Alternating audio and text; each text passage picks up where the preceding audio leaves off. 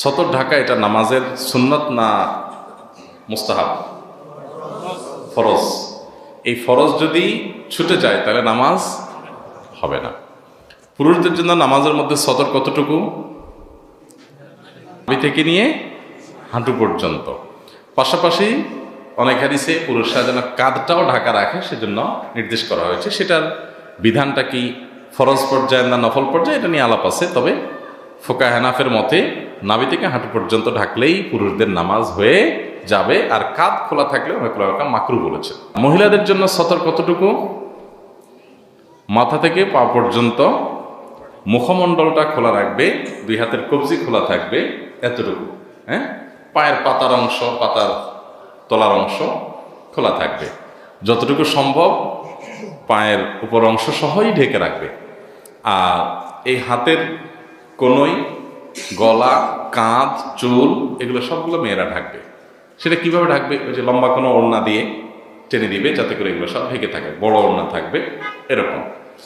ভেতরে যাই পড়ুক, উপরে এরকম ওড়না, আজকাল নামাজের ওড়না পাওয়া যায়, এটা দিয়ে ঢেকে ফেলতে পারে খুব সুন্দরভাবে।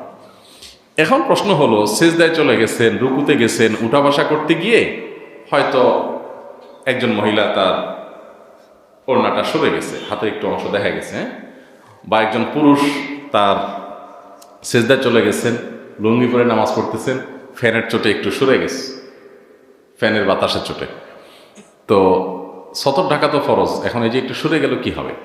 এর উত্তর হলো যে এই সরে যাওয়াটা যদি 1/4, 4/1 পরিমাণ হয়, এবং সেটা যদি 3 তাসবিহ পরিমাণ লাস্টিং করে, 3 বার সুবহানাল্লাহ সুবহানাল্লাহ সুবহানাল্লাহ বলতে যে সময় লাগে, স্বাভাবিকভাবে বলতে যে সময় লাগে, এরকম সময় যদি মানে খোলা থাকে তাহলে তার নামাজ নষ্ট হয়ে যাবে। আর যদি এরকম না হয়, জাস্ট একটু উঠে গেছে, সাথে সাথে আবার ঠিক করে দিয়েছেন উনি, কোনো অসুবিধা নেই, এতে নামাজ হয়ে যাবে ইনশাআল্লাহ।